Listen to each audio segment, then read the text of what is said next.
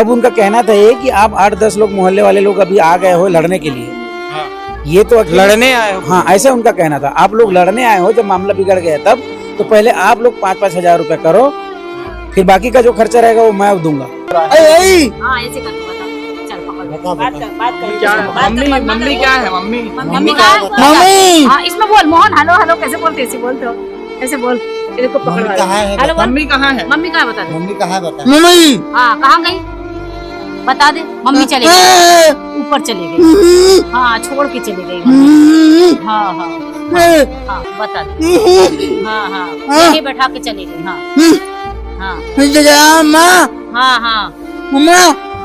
सब माँ है। गई मेरे को यहाँ बैठा दी मम्मी, मैं आ रही हूँ बोली और मम्मी गई बोल रहा है।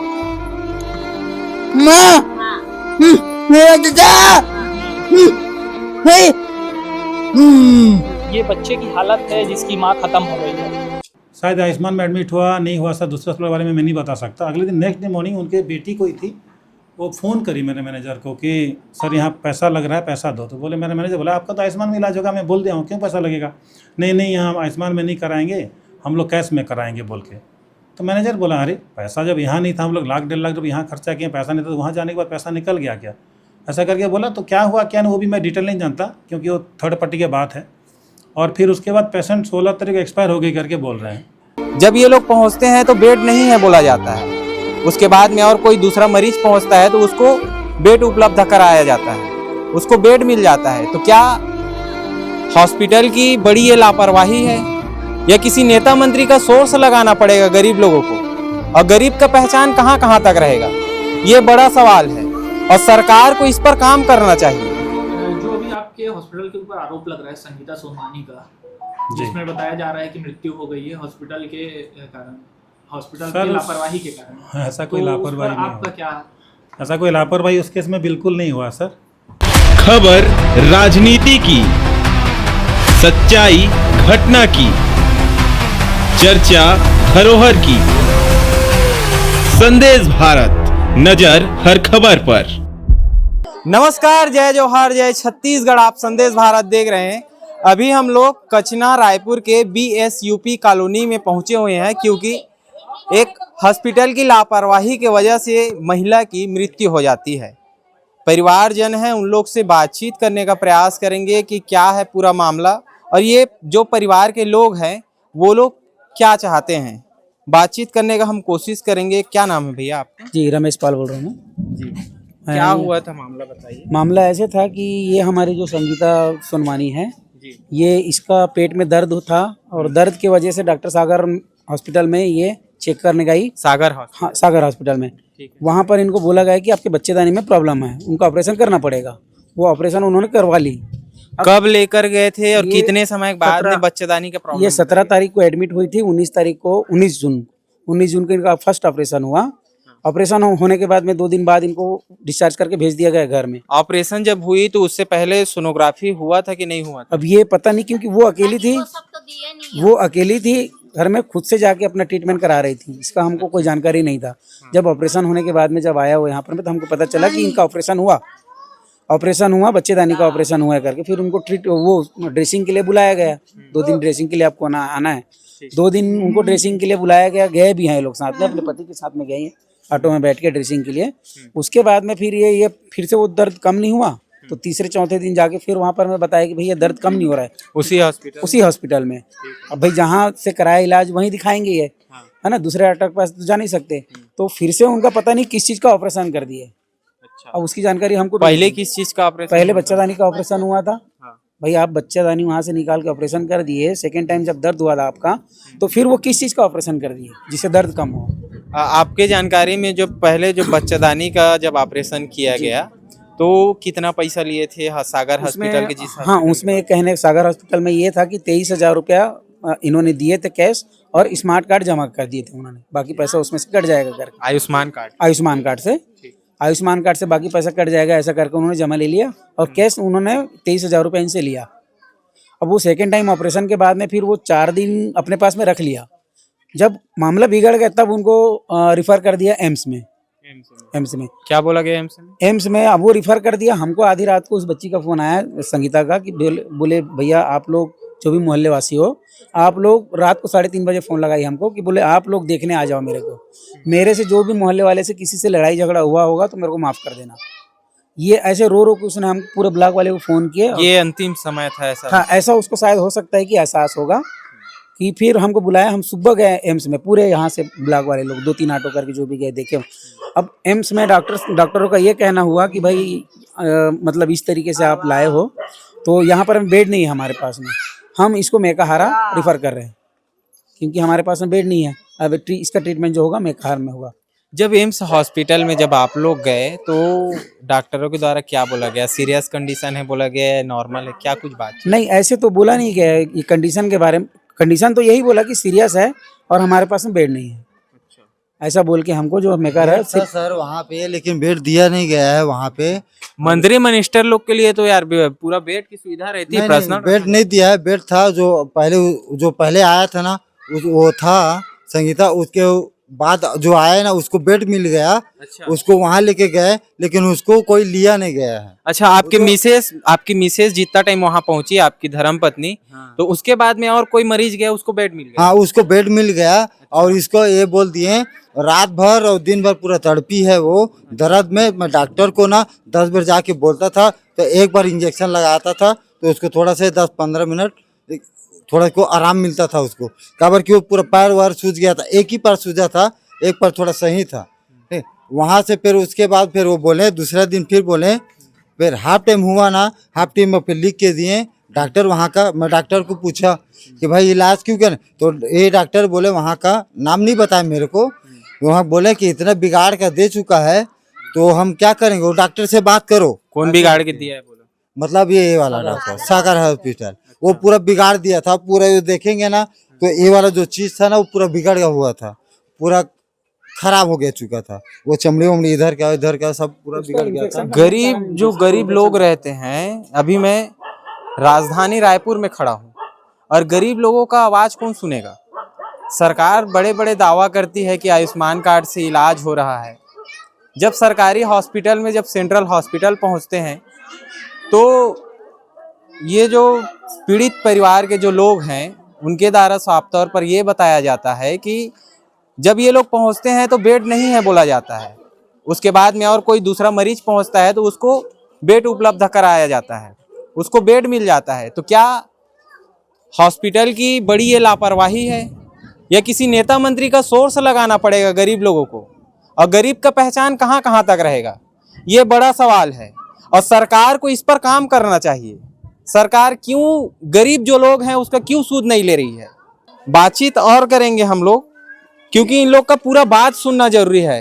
हम सर ये बोल रहे हैं हमको इंसाफ चाहिए। अच्छा, काय के लिए? देखो पैसा खिला दिए हैं, पैसा वाला है, पैसा गरीब का नहीं सुन रहा है।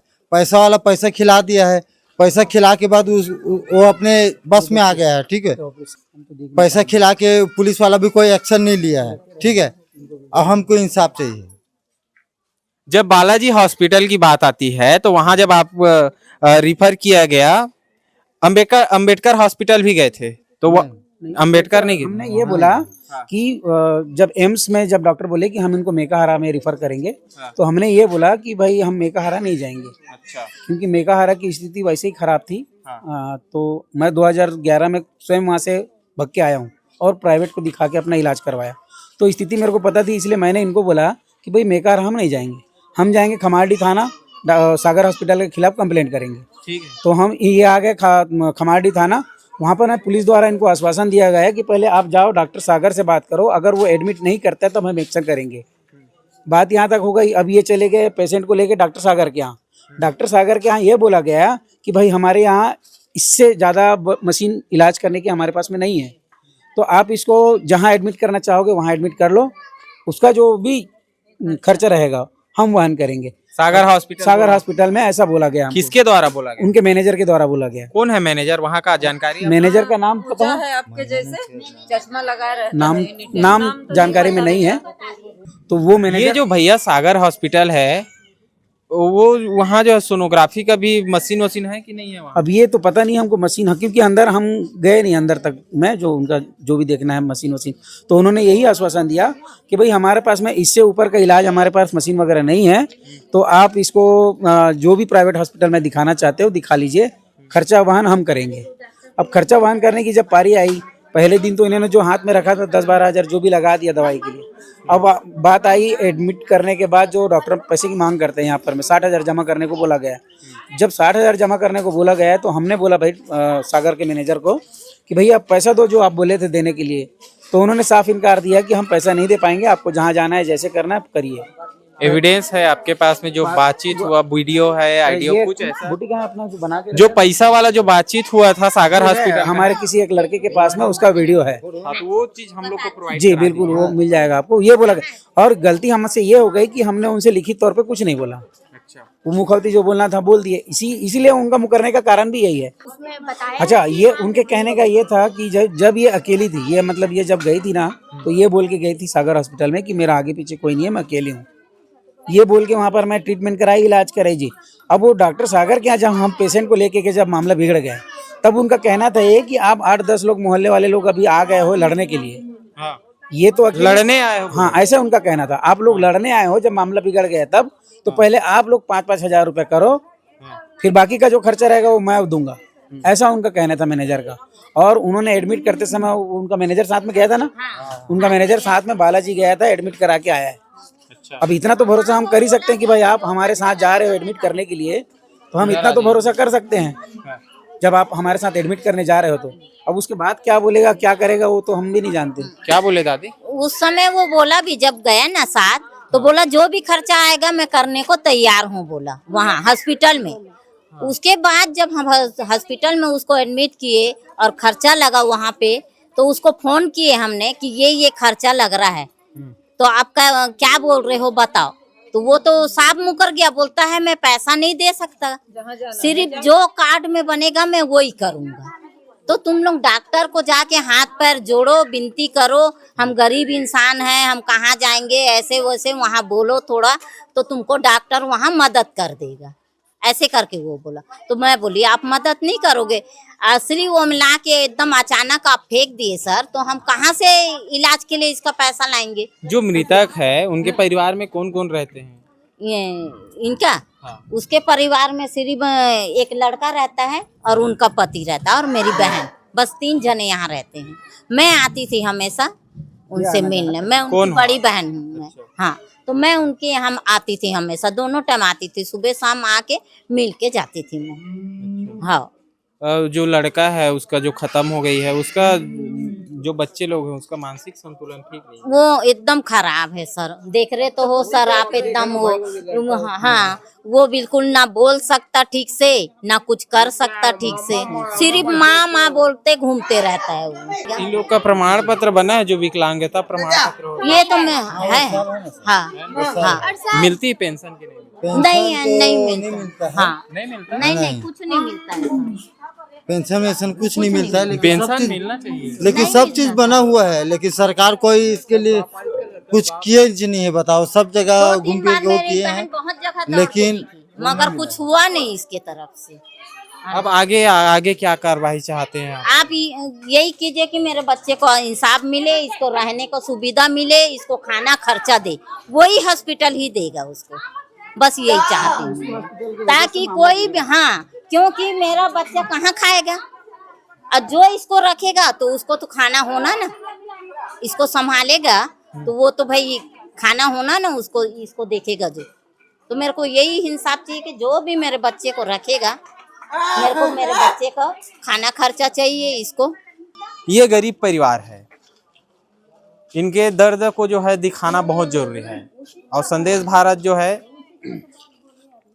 जनहित की हम बात करते हैं, जनता से जुड़े हर एक मुद्दे को हम जो है उठाने का प्रयास करते हैं, और सरकार की जो आंख बंद हो गई है उसको भी खबर के माध्यम से खुलवाने का हम प्रयास करते हैं।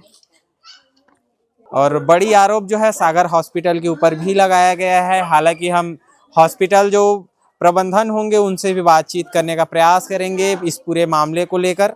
कचना रायपुर के सागर हॉस्पिटल, सागर मल्टी स्पेशलिटी हॉस्पिटल के पास में पहुंचे हैं। जो पीड़ित परिवार है, संगीता सोनवानी है, उनके परिवारों को यह सलाह दिया गया कि आप जो है एम्स चले जाइए, वहां से आपकी इलाज हो जाएगी करके, लेकिन वहां बेड नहीं मिलने के कारण जो है फिर से जो है सागर हॉस्पिटल में पेशेंट को लाया गया। उसके बाद में जो है यहाँ से बालाजी हॉस्पिटल भेजा गया कि जितना भी खर्चा आएगा उसको हम देंगे करके, लेकिन हॉस्पिटल के जो प्रबंधन है, जो प्रबंधक होते हैं हॉस्पिटल के प्रबंधक, जो हमें जो जानकारी में नाम पता चली है भीमा करके, उसके द्वारा जो है बालाजी हॉस्पिटल में जितने भी महिला की जो खर्चा आएगी, जो ये लोग गलत तरीक़ा से इलाज किए थे और 2 बार ऑपरेशन कर दिए थे, उसकी इलाज की जितनी भी लागत आएगी उसको देंगे करके बोले थे। लेकिन पैसा नहीं देने के कारण जो है महिला की वहाँ जो है अच्छी सी इलाज नहीं हो पाई, जिसके कारण महिला की मृत्यु हो गई। परिवारजन का मांग है कि हॉस्पिटल के ऊपर कार्रवाई होना। प्रबंधन से हम बातचीत करने का प्रयास किए तो मीडिया के सवाल का जवाब देना नहीं चाहते हैं, हमसे बातचीत नहीं हुई। अब आज आए हैं, बात करने की कोशिश किए, यहाँ कोई स्टाफ नहीं है और हॉस्पिटल जो है सुचारू रूप से चालू है, लेकिन स्टाफ नहीं है। यहाँ मरीज आते होंगे तो वो जो है जीवित नहीं जाते होंगे, ऐसा लगता है। यहाँ का साफ़ सफाई का बातचीत करेंगे हम तो साफ़ सफाई का भी जो है ध्यान नहीं रखा जाता है। आपको गंदगी देखने के लिए मिलेगी। पानी पीने के लिए जो है वाटर कूलर लगाया गया है, लेकिन वहाँ गिलास जो रखी गई है वो ऐसा लगता है कि 6 से 7 महीने से साफ़ नहीं हुआ है। आप इस प्रकार से हालात हॉस्पिटल का देख सकते हैं कि मरीजों के जो जान है उसके साथ में किस प्रकार से हॉस्पिटल प्रबंधक और हॉस्पिटल के जो स्टाफ के लोग हैं वो किस प्रकार से खिलवाड़ करते हैं। ये सागर हॉस्पिटल की पूरी बातचीत कर रहा था। इस कवरेज को लेकर आपकी क्या राय है और जो परिवार की जो गुहार है उसको क्या छत्तीसगढ़ के स्वास्थ्य मंत्री श्याम बिहारी जायसवाल जी सुनेंगे या जो है ऐसी ही जो है सुनकर अनदेखा कर देंगे? ये क्या कार्रवाई करती है प्रशासन इस पूरे मामले पर, ये देखने वाली बात रहेगी, क्योंकि हॉस्पिटल प्रबंधन अपने नाकामी को छुपाने की प्रयास की जा रही है। परिचय देंगे सर, मैं doctor Bhaktabandhu Kumbhar, managing director Sagar multi speciality hospital Raipur Khamati area में। जो अभी आपके हॉस्पिटल के ऊपर आरोप लग रहा है संगीता सोनवानी का, जिसमें बताया जा रहा है कि मृत्यु हो गई है हॉस्पिटल के कारण, हॉस्पिटल की लापरवाही के कारण। ऐसा कोई लापरवाही नहीं आपका क्या? ऐसा कोई लापरवाही उस केस में बिल्कुल नहीं हुआ सर। उसके लिए थोड़ा सा मैं आपको बताना चाहूँगा। संगीता सोनवानी उम्र 41 वर्ष, हाउसिंग बोर्ड कॉलोनी कचना, 17 तारीख को मेरे हॉस्पिटल में आई हुई थी। जब वो आई थी तो मैं नहीं था, मेरा स्टाफ और डॉक्टर देखे हैं उसको, क्योंकि फाइनेंशियल मैटर मेरा मैनेजर एक देखते हैं। तो मैनेजर से बात किए तो बच्चेदानी का उसको कुछ प्रॉब्लम था, वो रिपोर्ट लेके आई थी, जो अल्ट्रासाउंड रिपोर्ट, उसमें उसका बच्चेदानी बड़ा था, उसमें गांठ था, तो उसमें क्या हैवी ब्लीडिंग होता है। पेशेंट के पास जो रिपोर्ट था उसमें उसका हीमोग्लोबिन काफ़ी ड्रॉप था, तो काफ़ी कमज़ोर थी, वीकनेस थी। तो हमने उसको एडमिट किए, पैसे की बात तो देख लेंगे करके हम लोग बोले और उसको एडमिट कर लिए। एडमिट करके हमारा भाई रूटीन टेस्ट, ब्लड टेस्ट कराते, सेम डे में रिपोर्ट आ गया, उसमें उसका हीमोग्लोबिन कम था, तो खून चढ़ाए। 19 तारीख हमने सर्जरी कर दिए सर, और वो प्रॉपर अच्छा रही पेशेंट का, मतलब सर्जरी बहुत अच्छा हुआ, कोई कॉम्प्लिकेशन नहीं हुआ सर्जरी के दौरान। सर्जरी के बाद भी 5 दिन के बाद हम लोग चेक ड्रेसिंग किए और 24 जून 2025 को डिस्चार्ज कर दिए विद दवाई को इंस्ट्रक्शन के साथ। और सभी पेशेंट को जैसे इंस्ट्रक्शन देते हैं कि कुछ इन्फेक्शन होगा, कुछ बुखार होगा, कुछ उल्टी टट्टी कुछ होगा तो बताना करके। तो वो 30 तारीख को आई थी, जैसे फॉलोअप में आते हैं, 30 तारीख को आई, बोले कि तो हमारा डॉक्टर देखे उनको, बोले कि थोड़ा सा इन्फेक्शन जैसे लग रहा है, कोई तकलीफ है क्या, बुखार उखार है क्या? बोलते हैं बुखार तो नहीं है, तो थोड़ा दिखाते रहना, गोली बढ़ाना, या तो भर्ती होगी तो भर्ती हो जाना, तेरा तो कोई ख्याल रखने वाला नहीं है शायद, क्योंकि उनके साथ कोई नहीं था। जैसे हमारे पास उसका फैमिली बैकग्राउंड पर ज़्यादा जानते नहीं, लेकिन जितना पता था कि वो सिंगल मदर थी, उसका हस्बैंड कुछ दूसरा घर बसा लिया इसको छोड़ के, और उसका एक बेटी है जो मेंटल रिटार्डेड है, वो कहीं हॉस्टल में रहती है, बेटा भी मेंटल रिटार्डेड है, लेकिन वो इधर उधर घूमते रहता है, घुमंतु है। और ये लेडी ही जो उसको खिलाना पिलाना सो करना, तो हम सोचे कि वो कैसे अपने आप को केयर कर पाएगी करके भर्ती होने के लिए बोले। वो बोले कि सर मैं अभी तैयारी तो नहीं आई हूँ और पैसा कौड़ी भी नहीं है, तो मैं आऊँगी करके। नेक्स्ट डे में आना चाहिए, तो 1 तारीख को नहीं आई, बट 2 तारीख को जरूर आई। फिर हमारा यहाँ से फ़ोन गया कि तो क्या हुआ दीदी, कैसे हो? तो बोले कि मैं आ रही हूँ, आके एडमिट की। उस दिन हमने ना उसको कोई पैसे कौड़ी जैसे बात होती है सर कि क्या होगा कैसे होगा, तो हमने उसको पैसे की कोई बात नहीं किया, क्योंकि उसके साथ कोई था नहीं कोई बात करने वाला। भर्ती किए और जो डॉक्टर सर्जरी किए थे, डॉक्टर आके उसको देखे, बोले कि घाव तो इन्फेक्शन है जैसे लग रहा है, भर्ती हो जाओ और IV एंटीबायोटिक, IV एंटीबायोटिक यानी जो नर्स में देते हैं, करो करके बोले सर।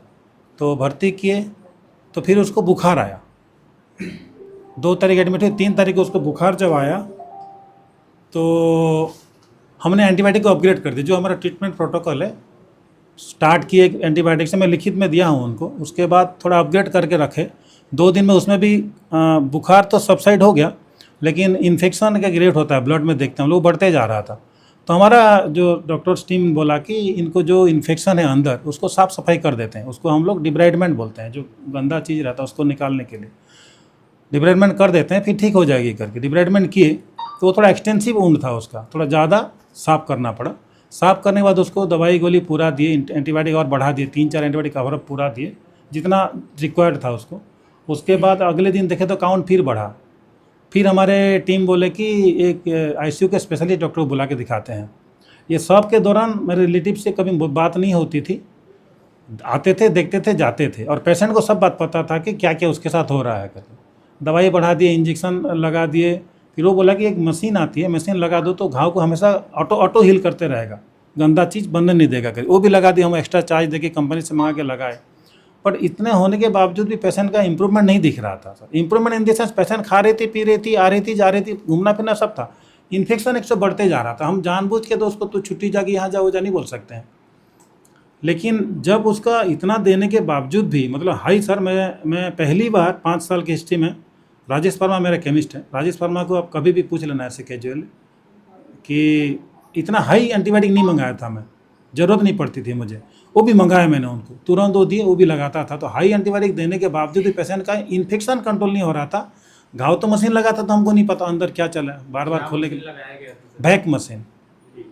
और फिर हमने 12 तारीख को सुबह उनके रिलेटिव ने वो बुलाए, उसका जो अपने बाद में आके मैं पति हूँ बोला, उस शायद मैं बाद में मुझे पता चला कि उसका रियल पति नहीं, रियल पति उसका अलग है, जो अभी राजेंद्र नगर में कहीं रहते हैं। वो उनका ऐसे जो भी सर उसका पर्सनल प्रॉब्लम जो चलेगी उसके बारे में क्या बात करना।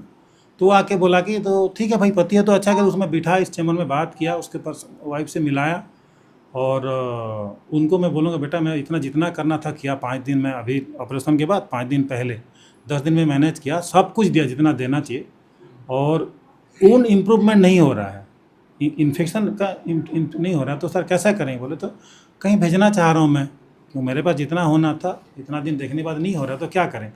तो सर आप देख लो सर क्या करोगे। तो उनको हम लोग कंसर्न लिए, बात किए, चीत किया, और हम लोग एम्स में बात किए सर, क्योंकि ये लोग थोड़ा फाइनेंशियली उतने स्ट्रॉन्ग नहीं थे, तो कोई प्राइवेट में तो ले जा नहीं सकते ना। वो लोग मुझे डिमांड भी की हम प्राइवेट जाएंगे, गवर्नमेंट जाएंगे, ऐसा कुछ नहीं बोले। एम्स में भेज दिए, मेरा एम्बुलेंस, मेरा स्टाफ जाके वहाँ छोड़ के आ गया।